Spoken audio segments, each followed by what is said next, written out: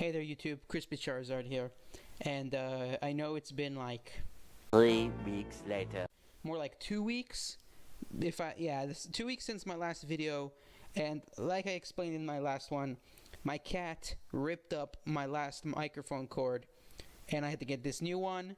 And I really, really apologize for the lack of videos. Many of you are probably thinking, You suck! and yeah, you have every right to think that. I'm surprised I have this many subscribers, even though I'm just a beginner.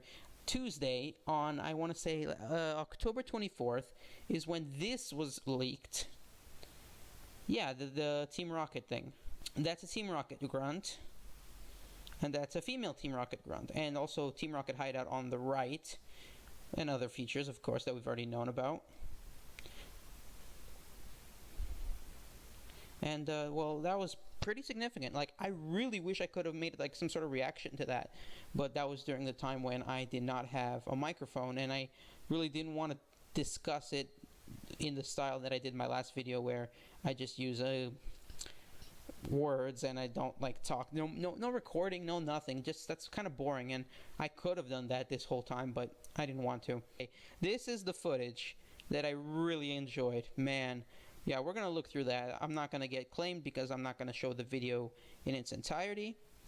But, yeah, we're going to look at bits and pieces on YouTube. Okay. Okay, so yeah, they revealed Giovanni. This is not a live reaction. This is weeks late, but, you are challenged by Team Rainbow Rocket Giovanni. Yes, Giovanni has returned after 20 years, and his new team is Team Rainbow Rocket. And the reason it's Rainbow Rocket is because he's gay.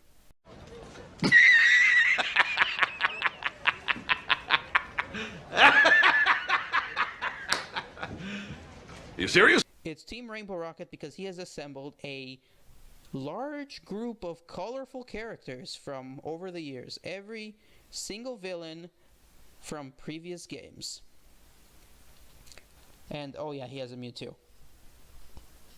Yeah, there's my character challenging Boss Giovanni.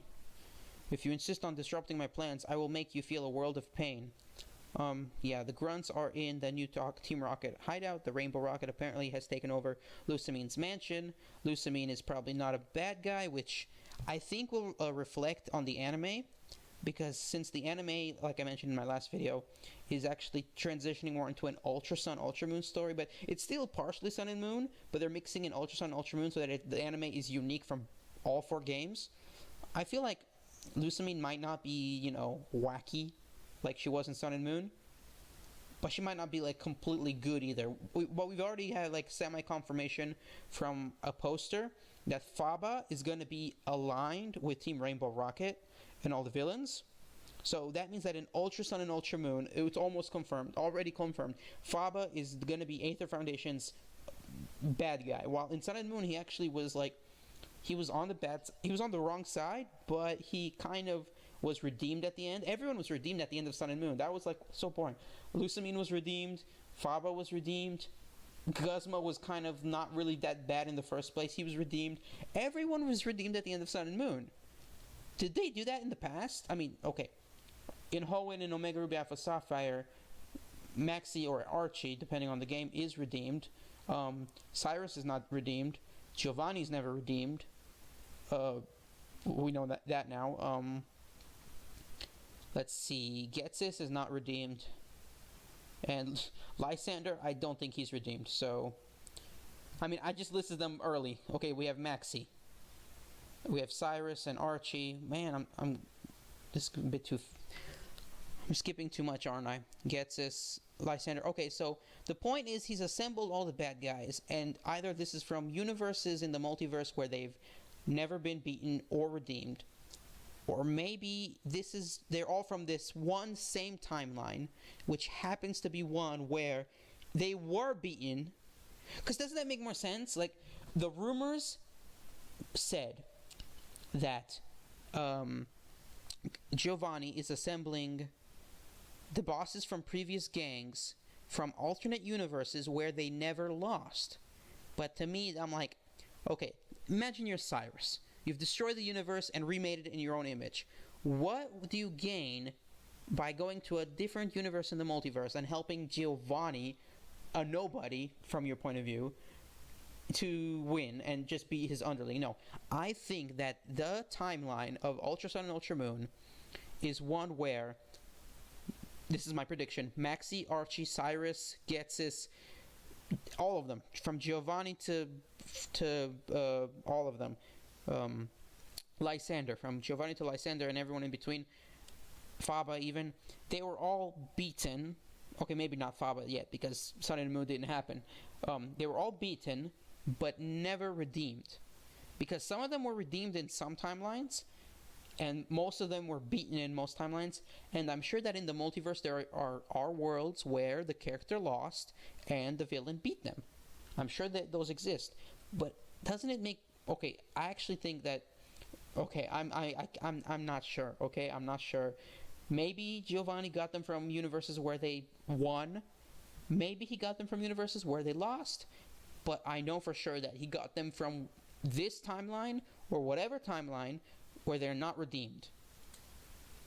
And of course we have them all. They don't look redeemed to me. Then there's the Battle Agency. That's a new battle facility. Battle facilities are fun. I'm never the best at them. Yeah, something to do with rental. The more you advance, the higher level you get, and the better options you get.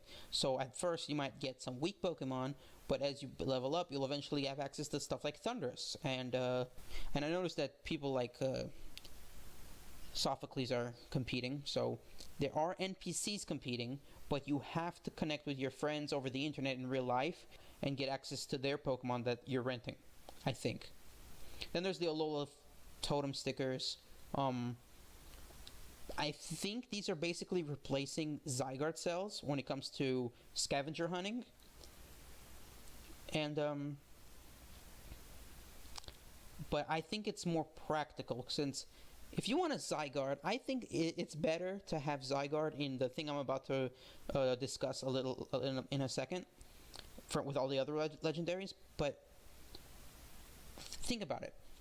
This is like shiny Pokemon, the totem-sized Pokemon thing, but it's more restricted to certain Pokemon. The point is that I think you choose which of your Pokemon gets totem-sized. The options may be limited, or maybe you don't turn a Pokemon totem-sized, but you receive a Pokemon that is already totem-sized, like a gift Pokemon. I think that's what it is, because in the Japanese trailer, which I saw on someone else's channel discussing, Samson Oak gives you the Pokemon, and I think you choose it, like a starter, except it's not a starter. And of course, options are like Salazzle and some stuff like that. And you choose which one, which is like the fact that you choose it makes it personal, just like a starter choice. But other than that, it's not the biggest deal. I think Rainbow Rocket is the biggest deal. Then we go to different Pokemon on Island Scan, stuff like Greninja and Grovyle and Charmander. Wow, I am not getting everything, even if I'm going 1 second at a time. Then there's the legendary Pokemon like Mewtwo, Lugia, Entei, Suicune, Raikou, Rayquaza, Groudon, Kyogre, Palkia, Dialga, Mesprit, Uxie, Azelf, Heatran, Regigigas, Giratina, Zekrom, Reshiram, Kyurem, Thundurus, Landorus, Xerneas, Yveltal, Tornadus, Zygarde. A few moments later. Also Mewtwo's Mega Evolutions, but yeah. Also more forms and stuff. Also, they're using every one of their signature moves, which is cool. The point is that you can find all of these using Ultra Wormholes, which is very reminiscent of Alpha Sapphire and Omega Ruby, with Hoopa's rings. And they never explicitly mentioned Hoopa, but they were basically Hoopa's rings. Team Rainbow Rocket. This is a good thing. This is a good thing. We have every team so far represented. Team Flare's Lysander, Team Plasma's Getsis, Team Galactic's Cyrus, Team Aqua's Archie, Team Magma's Maxi, and Team Rocket's Giovanni are all represented, and they've all come together under Team Rainbow Rocket. This is a good thing. And the reason they're doing this is something that I've also not mentioned on my channel, and that is the 3DS is going to be no longer used for Pokemon games. I don't want to live on this planet anymore. After Ultra Sun and Ultra Moon, which are the last games on the Pokemon 3DS, and of course you guys probably already heard this, but remember I've been kind of behind on videos, so yeah, I've known from the moment they announced it, but yeah, from 2018 onward, Pokemon's games will be on the Nintendo Switch. So I'm gonna have to get a Nintendo Switch Shut up and take my money! if I'm gonna keep playing Pokemon. So yeah, I was getting off topic. The fact is that they're wrapping everything up. I like this. This is something that people want. I think the leaks were first, and the leaks gave rise to rumors. And the leaks came from the actual fact that it's confirmed. This is happening. And I have a feeling that the game's going to be hard. Because when I first started playing Pokemon, it was hard because I didn't know what I was doing. I didn't know anything. I may have mentioned this before, but I was really bad at Pokemon, and so the games were challenging. In fact, at some point they got so challenging that they were no longer fun. Once I learned a bit more, they got more fun, and then eventually I beat the games, one at a time. Starting with Gen 4, then Gen 5, then Gen 6, and now Gen 7. And trust me, by the time I got to Gen 5 and 6, by the time I got to Gen 6, the games weren't hard. Not for me, at least. The point is that for experienced players, the games are hard. But for beginners, the games aren't necessarily easy. Did I say the wrong thing a few seconds ago? Did I say for experienced players the games are hard? No. For experienced players, the games aren't hard. They're easy. Man, I'm confused. Oops. But I have a feeling that the reason that they have all these teams represented is to make this game big. The game will be big. There's going to be a lot of post-game stuff. There's not just Team Rainbow Rocket. Don't forget that the Ultra Recon Squad is here. And then Ultra Megalopolis, and the Battle Agency, and the Photo Club, and Mantine Surf. Man, I remember my reaction to Mantine Surf. That was a very popular video. My reaction was like, that's fun. Yeah. Then there's the Z-Moves. Yeah, we already mentioned Menacing Moonrays Maelstrom and Searing Sunray Smash. People forget about it because they mentioned Team Rainbow Rock. I mean, they confirmed it. That is what it's on everyone's minds right now. Like, they forget about everything else. But all of these things together will make one good game. 2 good games. It's going to be very good. It's very good. I'm going to enjoy this. And guess what? Less than 2 weeks. Less than 2 weeks until the games comes out. And, oh my goodness, this is not the perfect time for me to be discussing this since I'm too tired to get excited. And I apologize. But I will probably make more videos this week. Eventually. Since I can now. So I'm going to take advantage. But only when I have time, obviously. Since there's something called college. And yeah. College sucks. You suck! But Ultra Space is going to be exciting. Did I mention the legendary Pokemon? I think we kind of skimmed over that a bit, but yeah, you're gonna have almost all legendary Pokemon available in Ultra Space, and the reason they're doing this is for one, so that new players can actually catch at least some of the legendary Pokemon at least once in their lives. Since, for example, let's say you're young and you're only starting to play Pokemon now for Ultra Sun, Ultra Moon for the first time. Let's say it's your first game, and you never ever seen Red, Blue, Gold, Silver, Ruby, Sapphire, Diamond, Pearl. You never even touched those games. You never heard of them. So how are you going to get your hands on Pokemon that you never heard of, like Mewtwo and Dialga and Ho-Oh and Groudon, etc., you know? Now, mythical Pokemon are the ones you get from events, and sure, those are harder to come by. But legendary Pokemon, they pop up for every now and again in the main games, and you can catch at least one.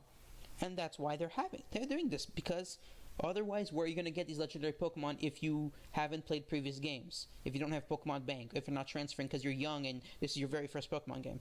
Also, it's more of a commemoration for the 20th anniversary of Pokemon, and they're just wrapping everything up and giving you virtually every Pokemon in the Pokedex, making them all available in some way or another if you have a game from Gen 6 and Gen 7. If you combine Gen 6 and Gen 7, I'm pretty sure you can catch literally every Pokemon. Legendary, mythical, common, you name it. Everything is available if you know what you're doing.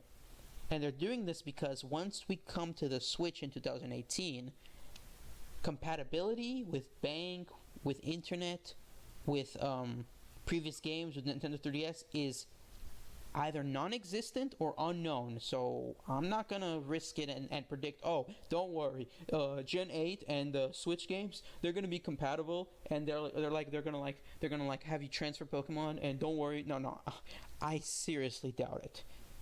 In my opinion, I seriously doubt it. So yeah, once Gen 8 comes around, clean slate, back to the drawing board. I'm only saying this because it's a new frontier, and I really need to get my hands on a Switch. Shut up and take my money! But the fact that every Ultra Beast gets their own Ultra Space, and every legendary Pokemon gets their own wormhole for you to capture them in, it's like Hoopa in Alpha Sapphire and Omega Ruby and Alpha Sapphire, but it's a little bit better. And I'm not complaining. Please like and subscribe. I hope you enjoyed the video. Leave a comment and share with a friend. And I'll see you guys next time.